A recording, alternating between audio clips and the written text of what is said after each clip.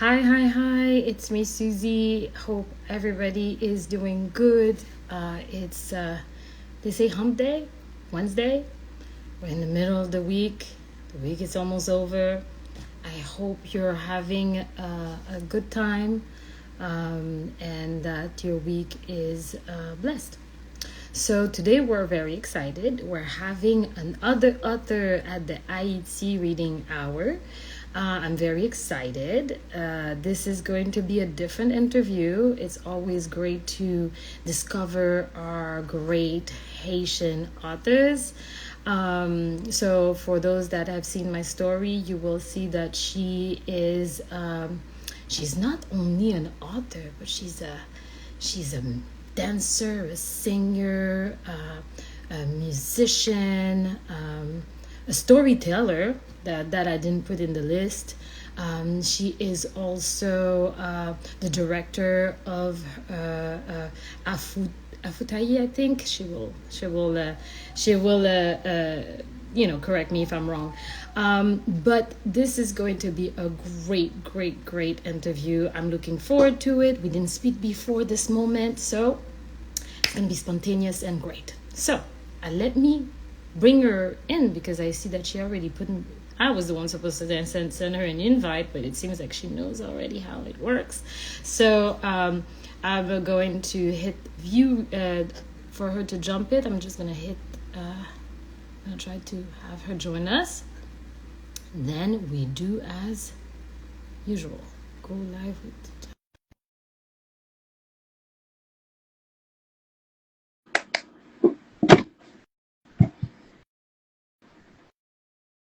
Let's see. Oops. Hold on. Invite. Ah, Are you? What? how are You you? know, I put this just for you. Yeah. So I can match a little. Oh, Um, you're amazing. Thank you, thank you. I'm so happy to have you. We didn't get the chance to talk. I know that we were planning to talk before that, but we didn't get the chance to talk. This is Djenane St Juste. We're very happy to have you. It's your first live, I hear.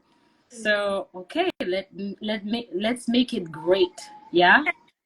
Now I might have some sort of weird background, which is my daughter that is in the back. We have a different hat.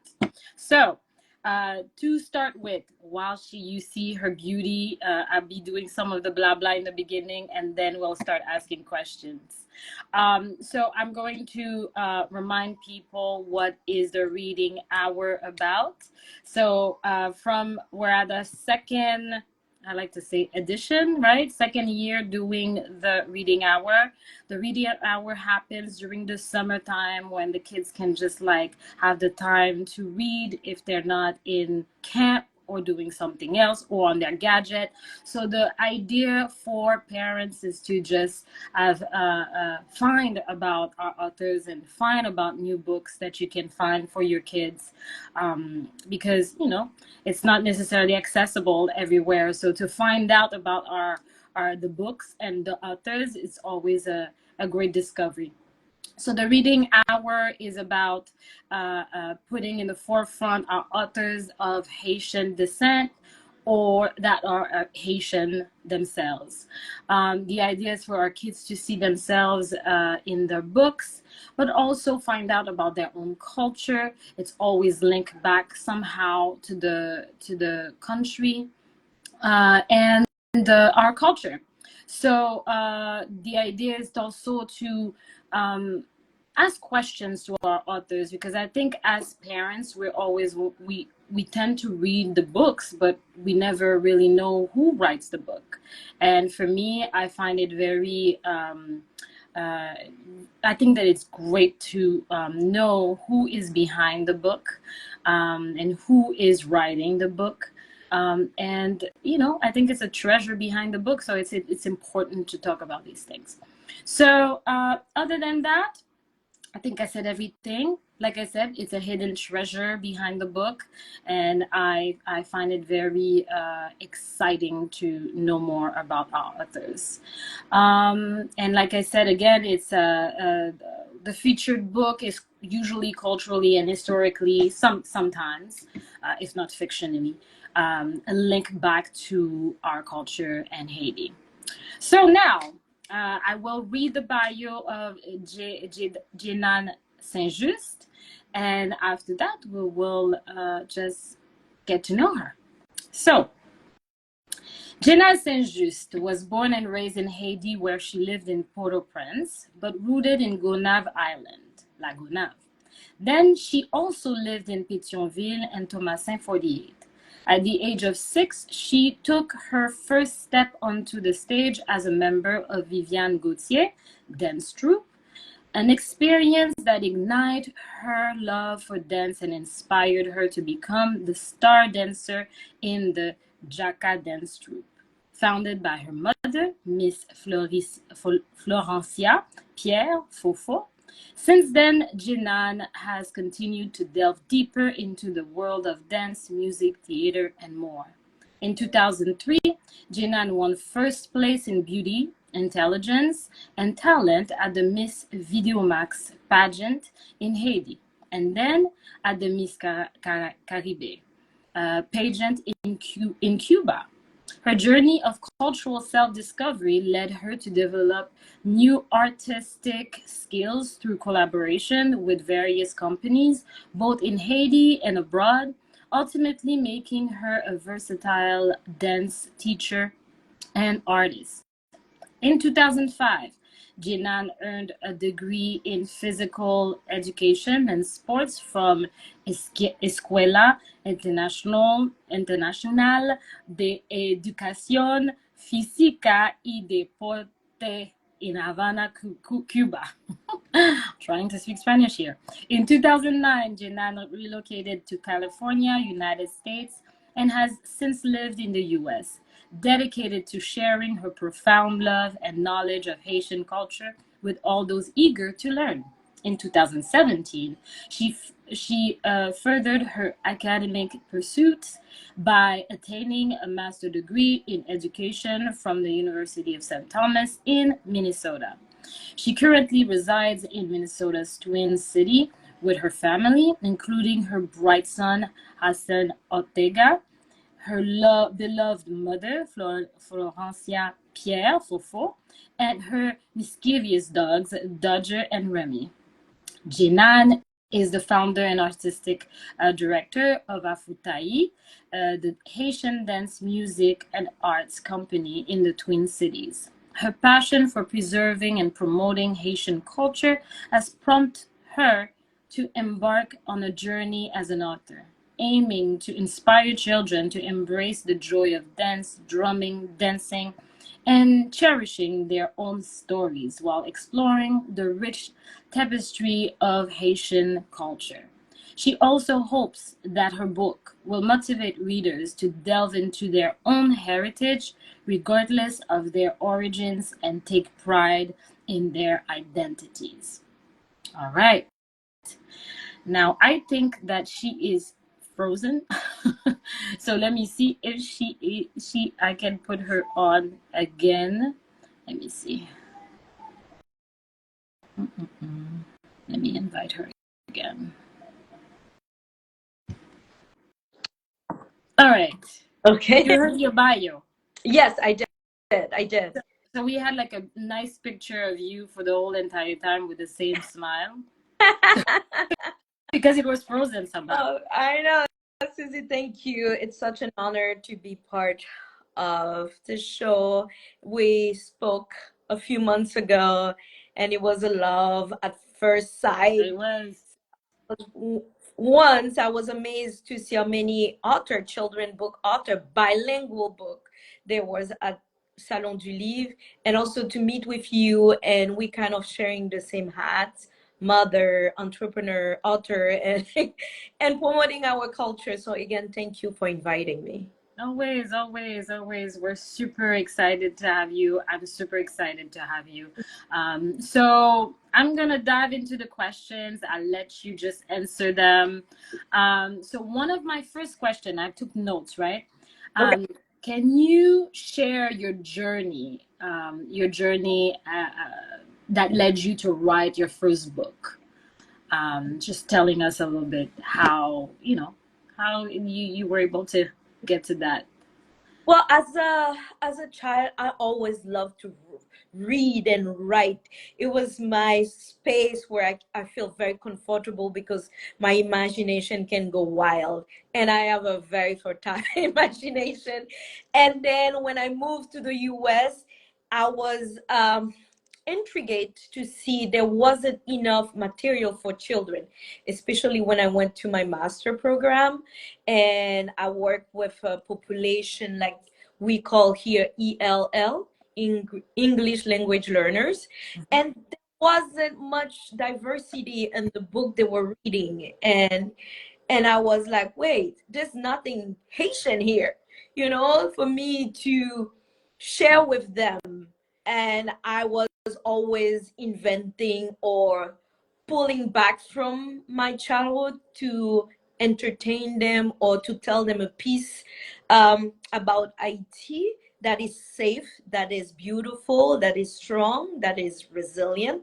So that's how I said, well, if there's nothing about it, why don't I take the lead and write? I'm not, as a dancer, very confident the same way as an author, but I have that passion and that authenticity that I want to share. So this is the journey how it started with La Sirène and La Baleine, because it's a song that I used to sing for them all the time, and they say, is there a story? And I try to find a story about it, a book about it. There was nothing. I'm like, wait a minute here. There's nothing about La Sirène and La Baleine. I don't even know the author of this song who did such a beautiful work. And I'm like, okay, you know what? My mom is from Lagonave. I love island. I love mermaids. I love whales. Why not writing a story around La Sirène and La Baleine?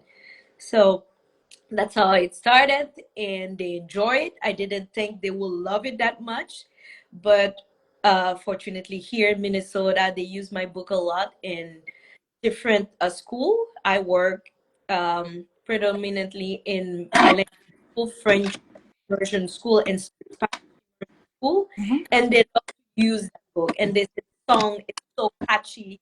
Like all the time, the teachers and the students, la sirène, la baleine, so everywhere Love it. they go, and if they see me even more, just, oh, are you the la sirène lady? So that's how it started. Yeah. That's great. That's great. I love La Seine et la Baleine, by the way. I think it's still on my page. Like I love it. You're not only like the singer, the dancer, but you're a storyteller. So when you tell the story of just La Seine et la Baleine, the way that you tell the story is so a blend of all of it, and just even like telling the story, it gets so many kids excited. I was excited, and I'm a grown up, right? I'm a grown up. So that was super excited.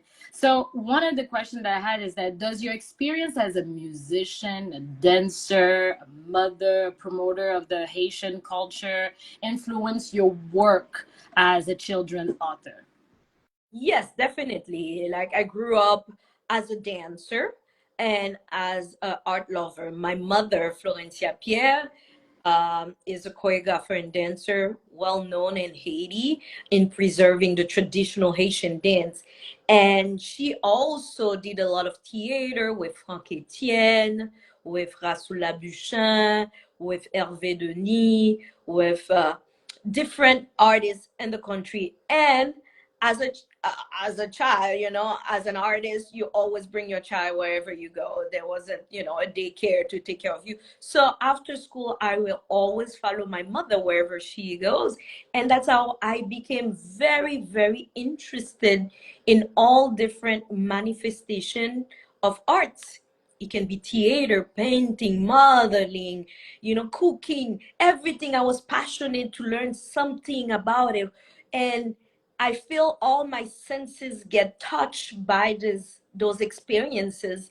So that's why now, as a children book author, I try to touch my community community by all those different senses. It can be in the color, the way the illustration are, you know, the song. And I like to use a lot of words that bring toward smell and sense, because I want my readers to feel it as they're reading it, to smell the tree, to smell the flower or the cooking, or have a reminisce experience. Or if it's an adult who are Haitian, you know, to have the same experience, to like, hey, I had that. I used to go to the water, and bring that, you know, to their kids. So for me, it's, I think every little thing I learned or I was exposed to in Haiti uh, played a very strong benefit in my life as a person, but also as an author. And now you can find pieces of it in each one of my books.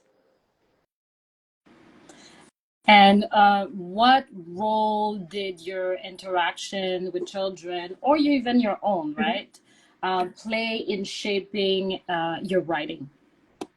Well, starting with my son, you know, I feel sometimes I rob him from his experience of being Haitian. You know, as immigration goes around the world, we Asian are, you know, for different reason, we decide to move away from Haiti. That doesn't mean we cut our roots from Haiti, you know. We Mhm. go somewhere else so we can still live and provide for our family. But when I moved here, I feel the identity of my son was missing, because he spent more time here in the US than in Haiti. It can be that he's with me, with my mom, we're speaking Creole, we're speaking French, we're sharing stories, but it's not the same to have firsthand experiences. So I wanted in my book to go in the part that was frozen in my memory as a Mhm. go back to that place. I know the country is living different struggle now, but there's a part of me that froze those memory of happiness, froze those memory of community. And these are the memories I bring into my books. So for each of us, it might be different. For a Haitian person living now in this situation in Haiti, they might said, "Oh, this is not true. It's not Haiti," because they're living in the everyday difficulties. So they might not even remember those times when things were joyful. But for me, by immigrating in the US, what kept me going forward is those memories. So those frozen memories is them that you're gonna find in each of the book, because my book bring joy, bring happiness, bring positivity. I don't say there's no struggle, but this is the piece of Haiti I choose to bring into my book, because a lot of the kids growing here doesn't know it. They have no experience, because what they see in the news is just the suffering. So I want them also to have access to those frozen memory that bring joy and happiness. Beautiful, beautiful. Frozen memories. You got the chance to have those. I wish, I was not born in Haiti myself, but my parents, I guess it's probably in the gene, or in the, Yeah. there's something about us wanting to know more about our country, and to have authors like you that choose to bring these frozen memory alive is kind of confirming the connection that we feel for our country, because I consider Haiti my country, right? Yeah. So I say that to do that is so important. Is so important. Something that we need to do more, right? Mhm. So yeah, no, it's great. There's one quote that I saw on your website, that you say, create an opportunity to experience Haitian and Afro Caribbean culture, challenge stereotypes, dismantle biases and provide nuanced portrayal of Black communities and individuals. Can you expand on that? Absolutely. Well, moving here in the US, where it's predominantly a white community, was a shock. Because in Haiti, growing up, you find Black, all shape and color, Black successful, Black author, Black artist, Black millionaire, Black poor people, Black good people, Black bad people, all kind. So, but when I move here, it feel like Black was in a box.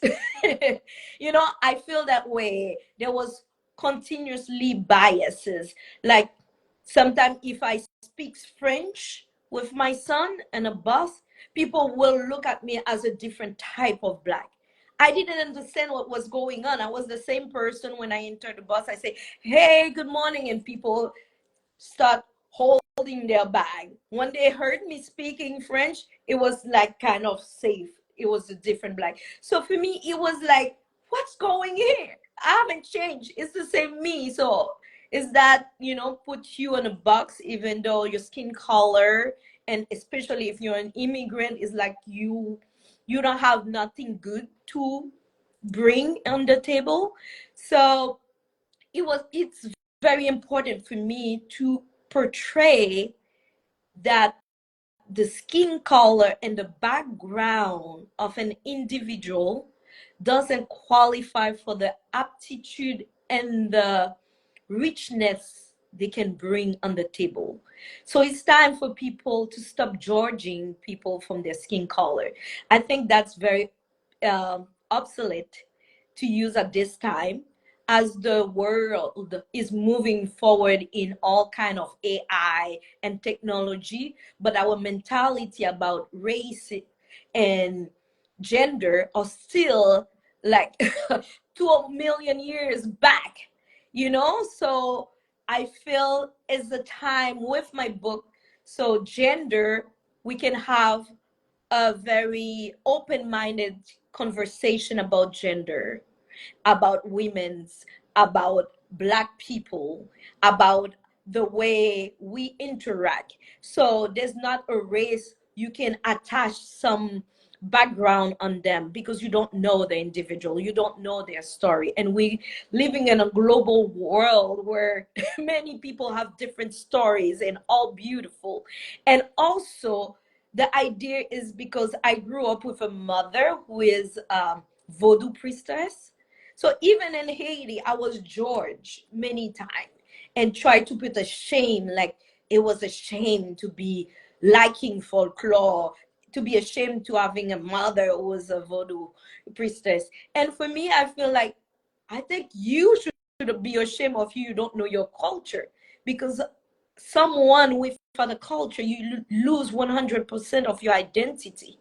I don't talk about religion, belief, but I'm talking about all those important, impacted situations that bring a nation together should be uplifted, not denigrated. So now we're living in a community where immigrants from Haiti are scared of their roots and are ashamed of their roots. So that's why I put in my book, this is to uplift everyone, regardless of where you come from, to be proud of who you are. Because the tree without any roots will die sooner or later. So that's why we're having so much crisis of identity. People don't know who they are. They don't know their power. They don't know who to get to talk with. We are afraid of each other.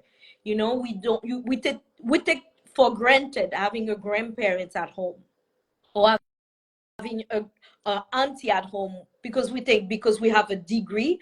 These people don't know nothing, because they don't know how to read or write. They don't have something to bring to the table. And this is where we are wrong, because all the story I learned them from my grandmother, who didn't know how to read or write, or from people in my community who taught me like valuable lessons of life and how to treat each other. So that's why we have those thing in our and our website to make sure that it can be through dance, through writing, through storytelling, to music. But our goal is to spread the Haitian culture in a way that uplift Haitian people and the Afro-Caribbean community as well. I think that you have said something that is interesting, right? And you're bringing it to the audience, but you brought two sides of this: the biases, the stereotypes. Seems like we are also very stereotypical ourselves about ourselves. Yeah. Yeah. So, in other words, talking about everybody, like how the the black or the people are perceiving black from another community, but at the same time us being very pushy about what is your cultural background. In this case, your mother is a voodoo priestess, and how you reject. So that's the stereotypical thing that we do to ourselves, Yep. and others are doing to us. Necessarily, not all of them, but they're doing to us as well. So it's like kind of double layered, huh? And Yes. that's whenever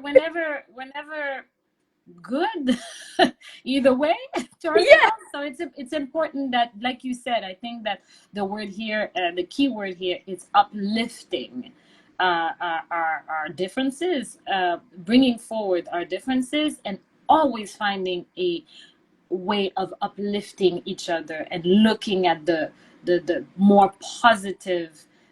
Always, there's always something positive. So looking into that more than digging ourselves in a hole. I really love that you brought this in the forefront. I think it's important. We have to look at ourselves. Yeah. And then one thing that I noticed is that you speak Spanish, you speak English, you speak French, Creole. I don't even know if they say quadruple, whatever, lingual.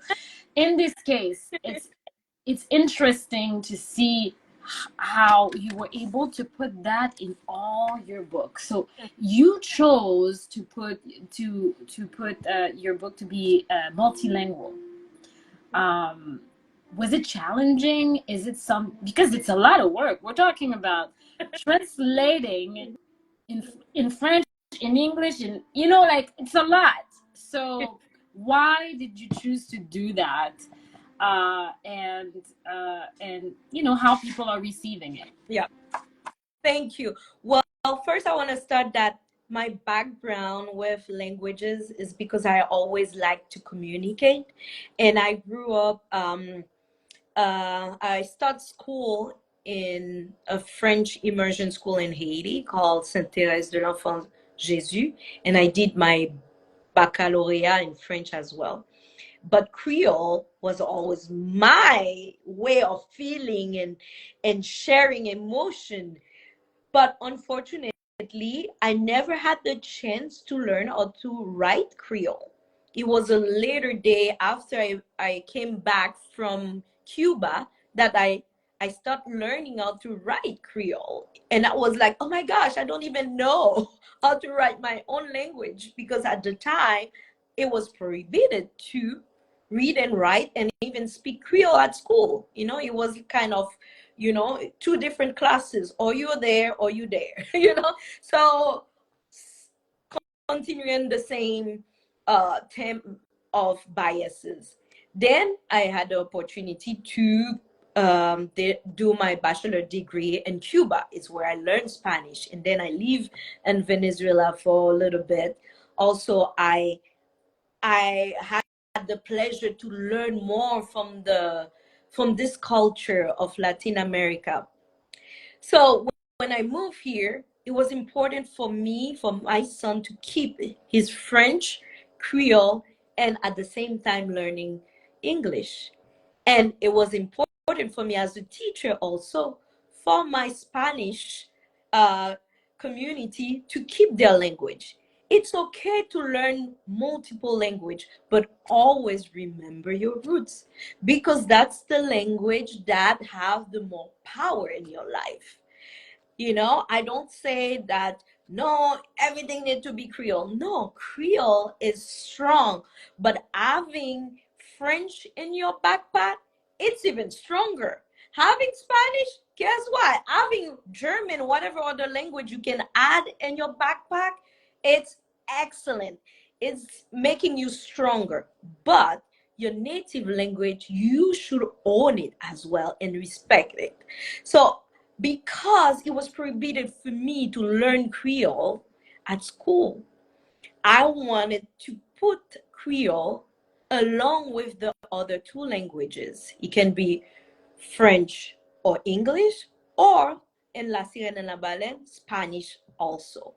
And the reason is because I have multiple conversations where people say Creole is a patois, is a broken language. There's nothing scientific written about Creole. I'm like, no, it's not true. Creole is a language of resilience, of resistance, of revolution, and love. Because as an author and as a young teenager, when I used to be in Haiti, the most beautiful love story, love letter I received were in Creole. You know, this poetry in Creole, there's science in Creole. Maybe we don't have a lot because there wasn't a structure at the time, but things are developing. A lot of scholars are adding into the Creole to make it grow. And as an author, it was my responsibility to add more story in Creole. And even though I don't have a long experience writing Creole, but I have a support system.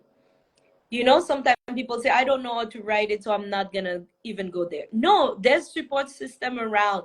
I had Mr. De Graaf, Michel De Graaf, and the MIT giving me a big push to reviewing all my Creole writing so it can be en bon timamite, as we say in Creole. And I want to continue because I want all my readers to be able not only to be interested in French or Spanish or English, but also to challenge themselves to read and learn Creole.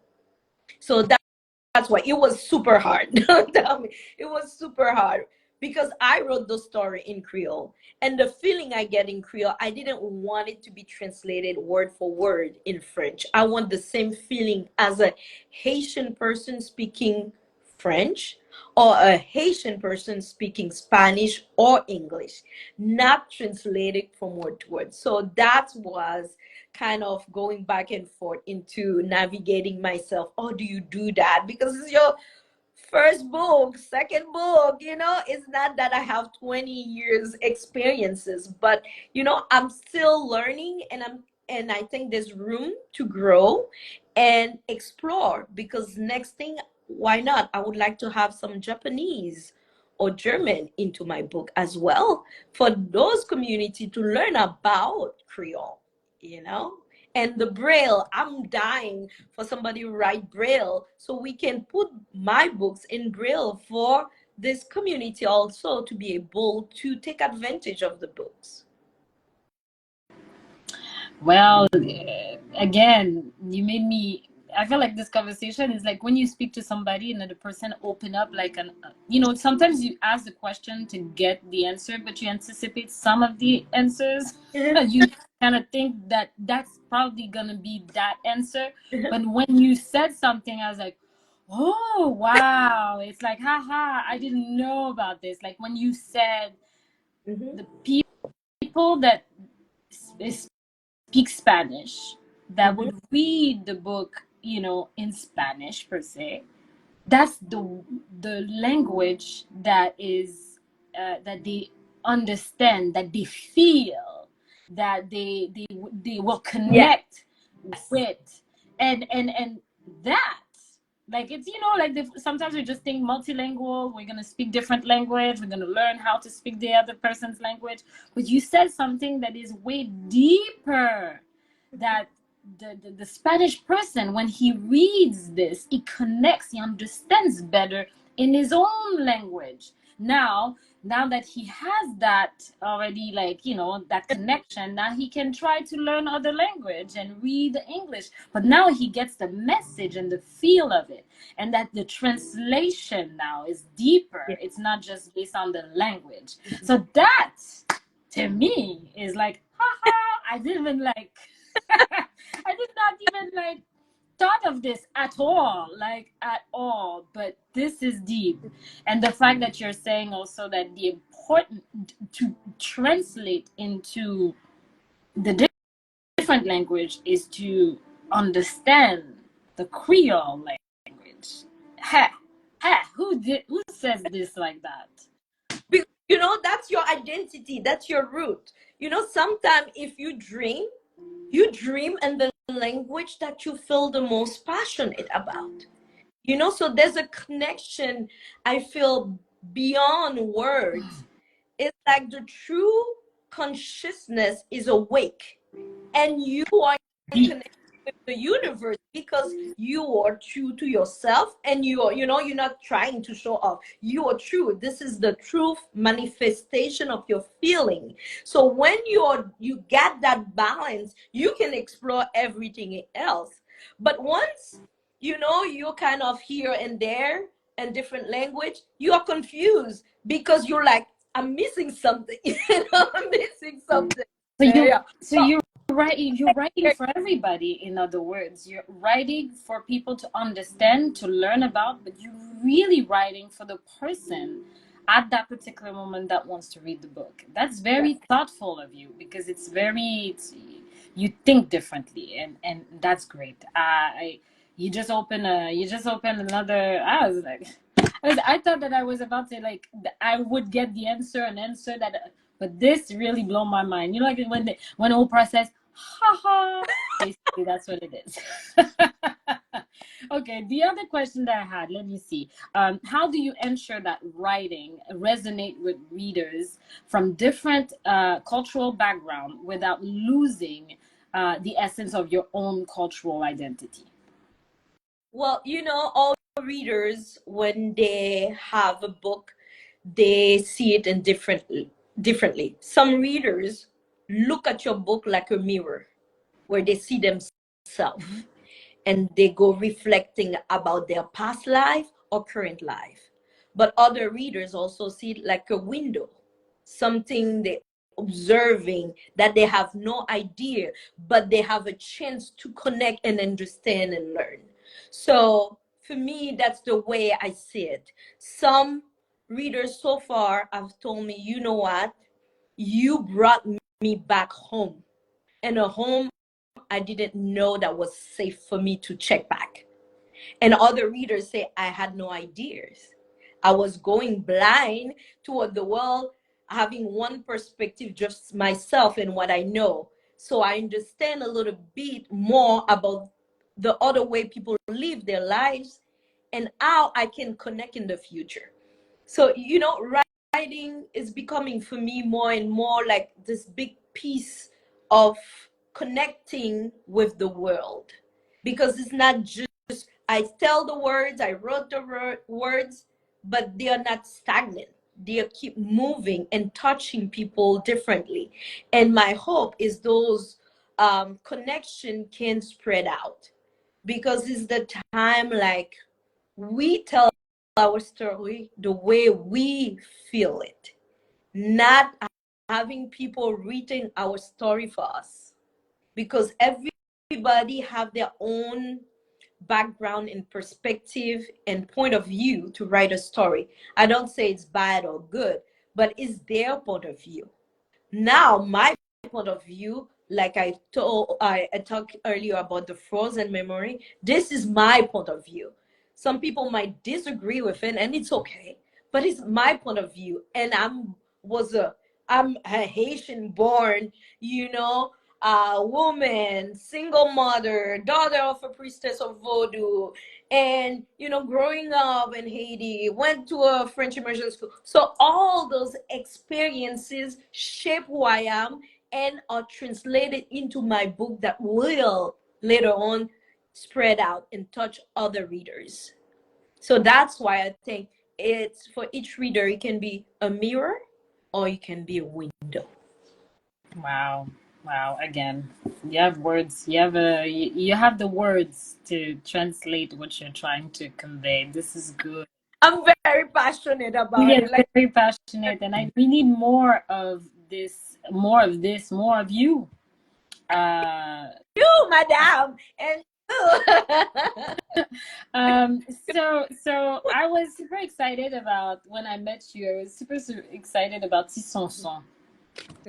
Ti SONSON is I believe is your second book, right? Yes. Okay, Ti Yes. SONSON. Uh, Ak pouvoir tambour and the power of the drum et les pouvoirs du tambour. Ti SONSON, when I looked at it, the first thing, what did I say? I said we need to make a A cartoon out of cartoon, this. A and we're gonna cartoon. do I want to say anime. No, not this. anime. They say, Well, yeah, a cartoon, pretty much. Yeah, we need a movie. Right, that's more appropriate. yeah. We need to make a movie out of this. Just the look and the images inside. It's just a really nice book. My son was starting to read, and myself, I'm almost, I need to finish it. But this just the images are great. They're beautiful. Thank you. So would you be so kind to just tell us a little bit about Ti SONSON? Well, this also started as a storytelling. And it's a funny story. I was at the preschool working with, no, preschool K-12. And I was working with the preschooler and kindergarten, teaching dance and drumming. And at some point, I don't know if there was a full moon, what was going on, but all if the kids were having too much sugar that day, but they were not listening. They were running inside the classroom, and outside it was raining. So it was a chaos. And at some point, my mom and I, we look at each other, we're like, there's nothing we can do because they are going crazy today. And I pull the drum away and I sit down and I start playing the drum. And one by one, they start looking at me and I'm like, click. So they respond crack because we had previous experience of saying click crack. And they're like, Djenane, what's going on? I'm like, well, if you want to know, you need to sit down because I have a story of Ti SONSON. It's a makeup name right on the spot. I was like, okay, I get their attention. Okay, Djenane, stop talking. Let it flow. And naturally, I start creating a story about Ti SONSON who live in a mountain close to Fort Jacques and inventing, and they were all sitting down, and between each talking I was playing the drum, but I had no idea what I was saying. It just happened on the spot. And after I finished, the bell ring, bang, and I didn't tell the whole story, and they were like, no, no, no, no, we want to say, please tell what happened to this. Like, well, if you want to know, tomorrow or next week when you come back, I will tell you. And they left, but with that, it was like a cliffhanger. They were a trap.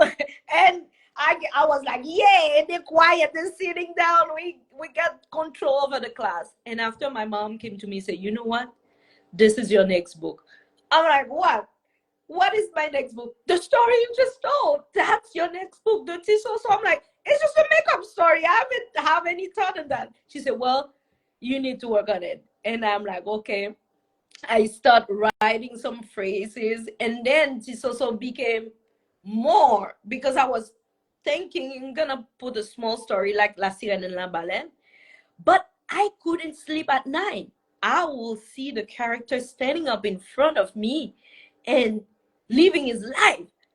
I can be anywhere at work. I was like writing like I was possessed. I feel with the character, with the story, and thing will come and come until I get that product. I feel like, okay, that's it.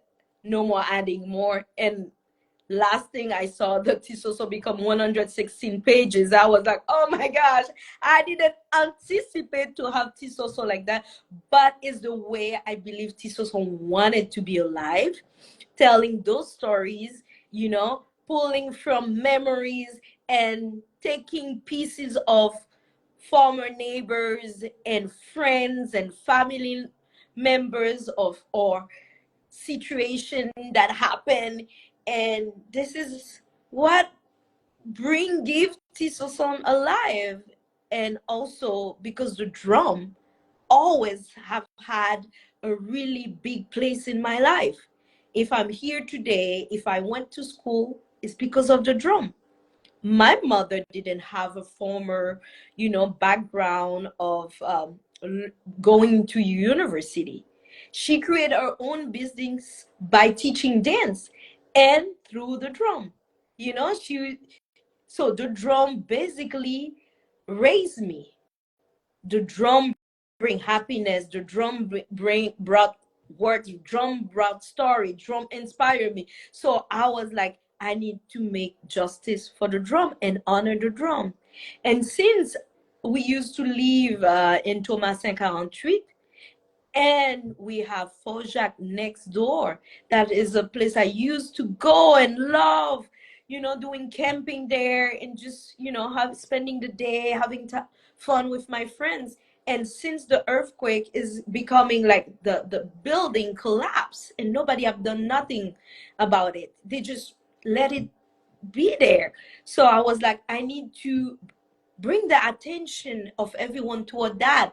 I don't have the resources to, repair it, but I think somewhere in the universe, someone can help and can do something.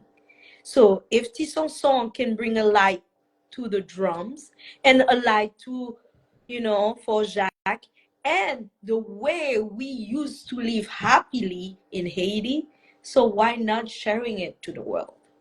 So that's the story of Ti SONSON. Beautiful. And how would you create, his character? How is he? How's his personality? Artist also is very mature for his age. And I pull it a lot from my son. My son grew up as this tiny boy, but with a strong personality, always happy and curious about the world, looking for balance, especially because he doesn't have any other siblings, so he like bringing harmony to the house. So Tis also is this character full of life who love who he is. He grew up in a family that is spreading joy and love, regardless of their economical resources, but he's happy. So sometimes people think you need certain amount of resources to be happy, but the happiness is where you are loved, where you are wanted, where you are needed, and doing something that you enjoy. And his family is like that. His father is a proud, tap tap driver who enjoy going to back and forth to work. He's a, self independent business owner. Mom is a free Thai vendor. And I remember each time I go to Kenskoff, I'm looking at those ladies selling their free Thai. Mm-hmm. They are happy. It's not that suffering, I'm selling free Thai. It's like no, they are happy people and they bring their kids to work and they are so happy to serve you and tell you, yo, I bought this goat, I bought the pig, and they are on farm. They are really, Mm-hmm. proud people, beautiful people. My grandmother was a farmer. She loved to have her herbal tea. So that's why I reflect the grandmother in the story like that, because sometimes we're going away from the traditional medicine. I used to drink Ti every morning. And that was pure organic, way of living. We fought and people used to live longer. I believe in Haiti, we didn't have all kind of those disease, and they were all going back to our resources and being healthy and happy, eating very good food, organic food. Exactly. So I'm trying to bring that into that book to let people know, hey, we done it before. It's not something new. We can go back to it. We don't need 10,000 hectares of land to have a farm. You can start in front of your garden, create a little garden and have the, small necessity there for you. So it's something we can do. Yeah. And we need that combat back, Oh, working together, supporting each other, the community, keeping it safe. So not putting the eyes the other way is not my problem. Yes, it's your problem. I grew up in a community where if I do something wrong, everybody will snap me. And if I go home, I tell mom, she will snap me more. What did you do? You know, it's because everybody were there for you. Because once you do something and you get there, the community felt, those positive, right. things back to them because you're there, they contributed in some way. They were there for you. Yeah. So, yeah. Yeah. No, that's true. Community is important and keeping it simple Yes. sometimes. And with keeping it simple, you just replicate and Mhm. everybody's happy. Yeah, lots to uncover. Um, would you be giving us the honor? Would you read us a passage of Ti SONSON ou la sirène ou la baleine, whatever that Let's try that you would like? classes first. I think it would be great to read in Creole. What do you think? Yeah, which one you want? I don't know. Um, You I guess tell. I know that Ti SONSON is the one that you've been, talking about a lot. I think it would be great to read the Ti SONSON, and then you can sing us a little bit of La CFM. J'aime ça. I love it. Yeah, and Yeah. my Oh. favorite dance. You tell me the page, and then I'll show the image. Okay, okay. You read it.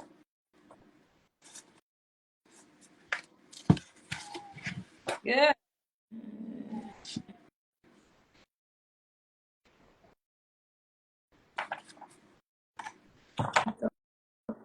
There's a passage I did. C'est grand-maman. Attends.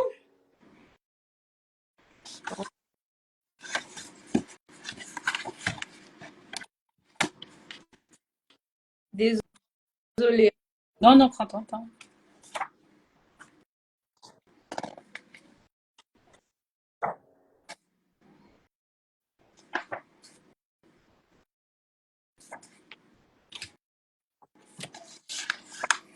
L'image sont tellement.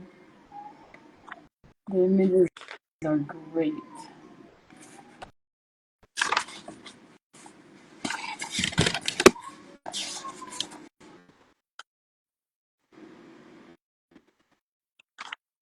Ok. Je veux. Attends.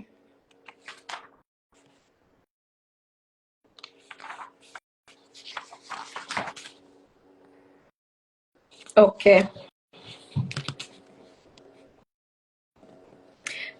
Ok. Page 28.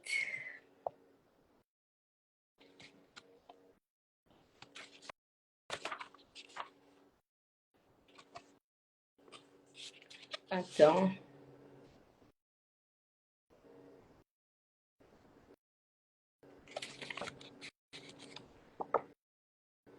Mwen reme katyem. Mwen reme fe mat. Mwen reme Haiti. Pour lundi matin ça, mwen gen tan fait 3 voyages nan Tiyo a. Chaque fois m'ale, mwen tourne, mwen senti mwen pi content. C'est comme si problème qui te pété hier pas existé encore. C'est comme si bon petit moment ça pendant ma fait voyage nan Tiyo a, te demouze, balé et puis voye sel gros grain de tout problème. Toute contrariété k'ap trakasse nou. Temps en temps, moi-même ak tous, nous faisons un petit posé pour nous prendre souffle nous. Lem fin fait dernier voyage là, moi croisé ak quelques nan ti zanmi yo. Pendant m'a fait un petit parler ak yo, c'est comme ça tous li même aller courir derrière Mimi, ti chat madame Pepe a. Moi-même ma ti zanmi yo ap ri tout sak Mimi kap troke kon yo tan kou yo tap danse yon dans mazoun. Nou tellement ap ri, ça fait me saisi les grands moins dit. Ti Sonson, te quoi te dou si spon marché pied à terre? pour bouteille pas blessé ou. Et puis fait vite vin manger pour ka aller l'école. Moi répond, oui grand, moi pral mettre sapat là dans pied m kounye.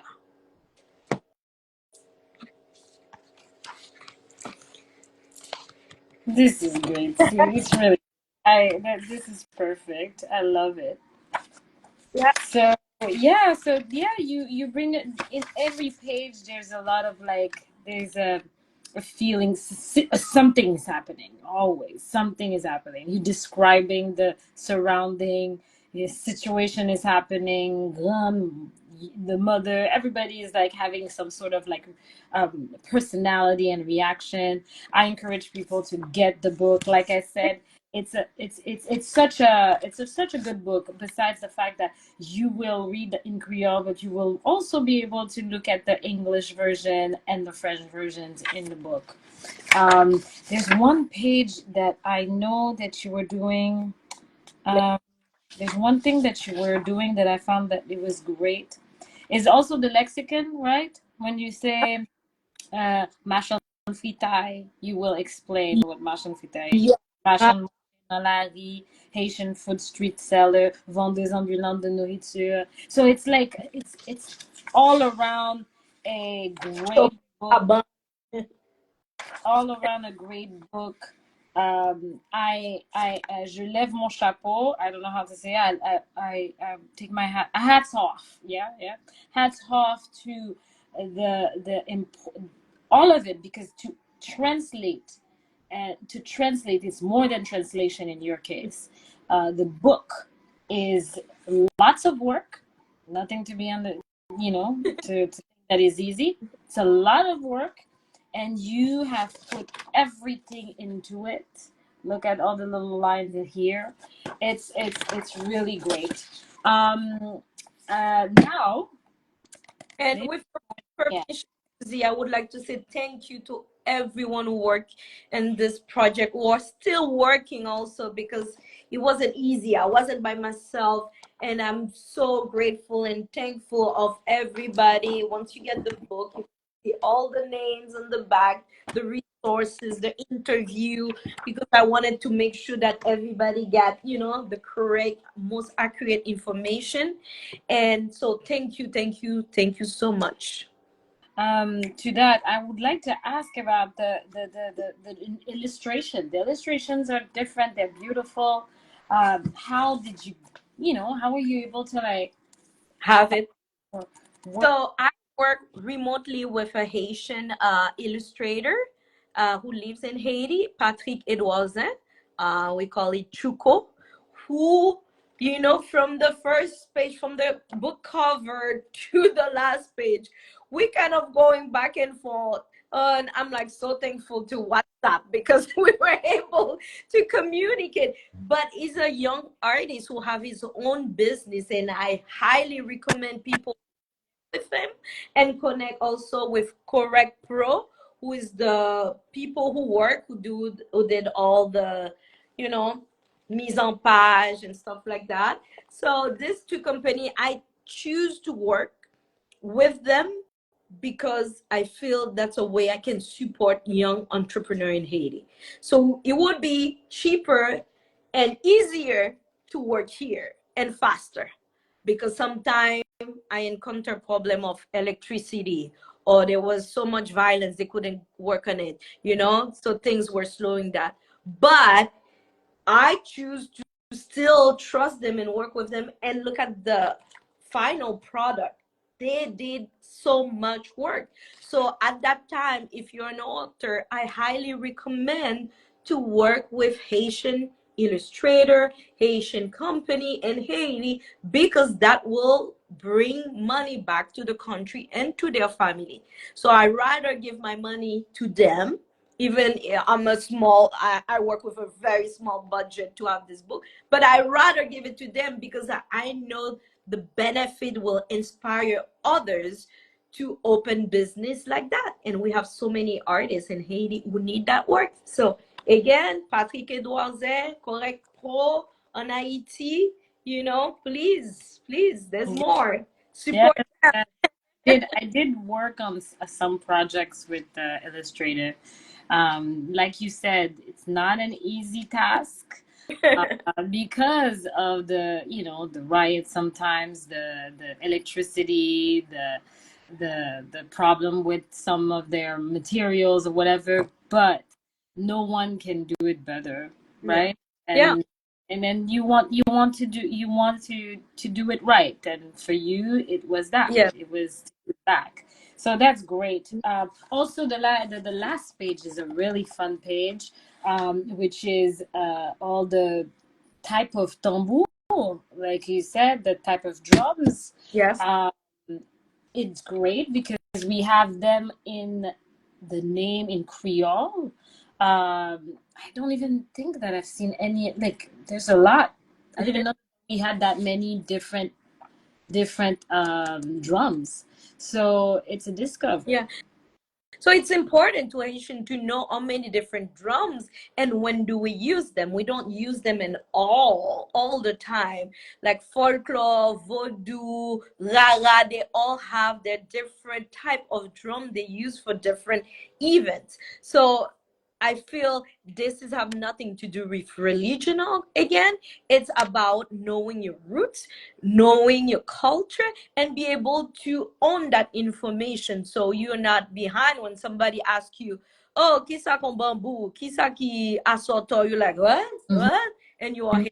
No, so this also will give you that, hey, it's not all of them, there's more, but this is a beginning. And that this resources was given to me by Welele Dubut, who worked in a previous material with Karine Magron. So I was very honored to be able to add that into Ti SONSON. So merci beaucoup. Yes. And can you tell us, because I was about to forget to mention about Afutai, your school. So Afutai is a dance and drumming company that I created in California in 2009. And the reason was for spreading Haitian cultural heritage into the Bay Area. And then our first performance happened to be at my son's school.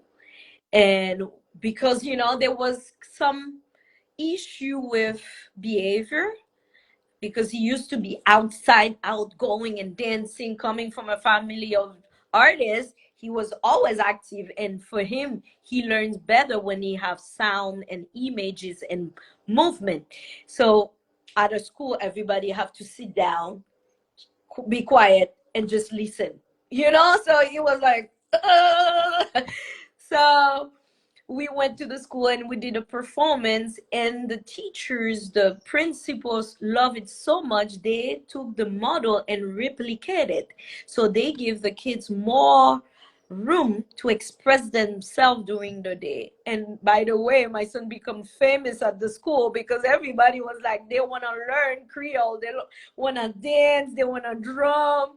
And we discovered another Haitian kids that we had no idea. After the show, he came to us. He said, "I'm Haitian," and I was like, "Really?" I thought my son was the only Haitian. He said, "Yes, my parent doesn't want me to say I'm Haitian because they are ashamed." Yeah, Wow. but he said, after I saw what you did, I am so happy. I didn't know we have all of that. And since that day, Hassan and him became best friends, and they were the most popular boys in the school because everybody wanna hang out with them, and they were teaching the kids, "Sak passe, comment y est, bon bagay." So that's how Afutai started. And when we moved to Minnesota, our mission became to focus more on Haitian children adoptees here. There's a huge community here. And since the big earthquake, and there was a loss of language and culture, so our work is to bring pieces of culture and language and food so the family can have something, because it's so difficult to travel back and forth. Not they don't want to do it, but not everybody have the budget and the resources to do it. So Afutai provide different event and classes to help people want to learn, but also this family to feel that connection and build up a family here. So I'm so proud to co-direct Afutai with my mother, Florencia Pierre, who's having like this big knowledge to back me up on my work, and my son, who's the new generation, so things can flow. So three generation of Haitian family bringing Haitian culture in the US. We have to give grace and acknowledge your mother for having put this wonderful woman onto it in this earth, and your son. Your mother, it seems like to be such a an inspiration to you, and elle a passé le bâton, right? Oui, oui, Passé le oui. bâton, and the way that you speak of her is so great. The respect, I can feel it. The love, I can feel it. So we say thank you, Miss Florencia Pierre. Oh, we say thank you. Okay, so I'm going to leave. I usually do this thing. It's impromptu. I will shorten because I did this interview with Susu last time, and I said 5 words, and she was like, "Where we at now?" So are we at 4 or at 3? I was like, okay, I'll make it 3 words. And then you can say just 1 or 2 words, what comes into mind. So the first word was identity. Identity is important because it gives information about me, my ancestors, and my universe. We are all connected to the same identity, like when we are in Haiti, Kod Lombwik nou mare, nan peyi an ba pierre, pied banan, pied mapou, pied citron. This is our identity. Nice. Representation. It's important that we represent who we are, our stories, our culture, our voice, represent them the best possible way, because this is what stay after everything dies. Wealth. Wealth is the opportunity for us to tap into it. For so many generations, we've been deprived of wealth. So any people of color or Black people who are driving toward wealth shouldn't be feel ashamed. They need to feel proud of it, because we all came from a continent of wealth that doesn't have access to it. So if one of us have it, just make sure you spread it so others can reach toward it. Can I have another one? Oh, yes, please. Go for it. Community. Oh, community! I am so honored and proud to be part of a community of artists, healers, educators, authors, just like you, Susie, who take the time to open the door and give me space to tell my story and talk about my book. And I hope that community Ukraine can spread out, because it's the time that we all work hands on hands to do that combat and open the community to all nations. Yes. Okay, so now it's like we're past the reading hour. Can you please sing me a little bit of La Sirène La Baleine? And I will sing along, I don't Oh, mind. attention! Alors, people who doesn't know, La Sirène is the mermaid and La Baleine is the whale. Chapeau means my hat. Tomber means fall down. Non lame means into the sea. So we're gonna make like wave and waves, and then showing the hat and just the ocean. Ready? So 5, 6, and we go. La sirène, la baleine, chapeau tombé dans la mer. La sirène, la baleine, chapeau tombé dans la mer. La sirène, la baleine, chapeau tombé dans la mer. La sirène, la baleine, chapeau tombé dans la mer. Moi tape danser avec la sirène, chapeau me tombé dans la mer, moi t'as viré avec la baleine. Chapeau me tombé dans la mer, la sirène, la baleine. Chapeau me tombé dans la mer, la sirène, la baleine. Chapeau me tombé dans la mer. Bravo, merci beaucoup. I Merci feel de like m'avoir a kid. aidé. I feel like a kid. Again. Merci. My last few words that it's kind of my mantra now. L'amour, lumière, la paix. Merci, Suzy. Merci. Djenane St Juste, encore, je vais essayer je vais faire, I will, I'm speaking French.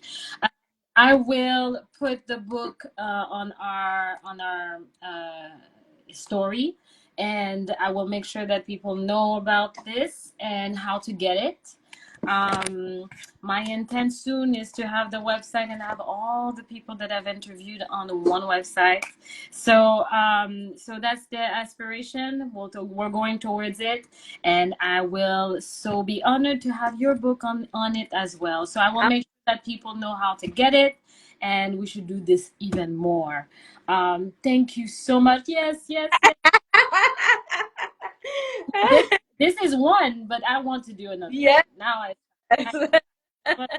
publishing company, country guide, etc. But I want to do another one. I have so much that I want to do, and I have to work on it. But thank you so much. I will learn from you, and I will make sure that I read this and maybe be able to create that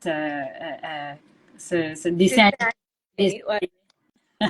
Thank you again. You're welcome. Bye. Merci beaucoup à tous. Au revoir. Okay, bye-bye.